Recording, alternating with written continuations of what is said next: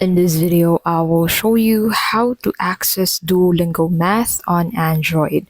So to get started, go ahead and open Duolingo and then go ahead and click on the plug icon at the top left of your screen. So in here, you'll find all of the courses and the languages that you're currently learning.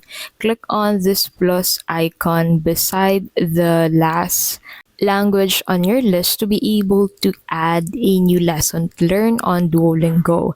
Now in here, select math and then click on the next button. And then in here, go ahead and select the level of math that you're familiar with.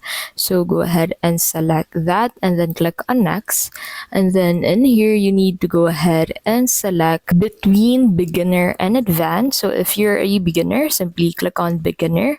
But if you know advanced math, you can go ahead and select advanced math.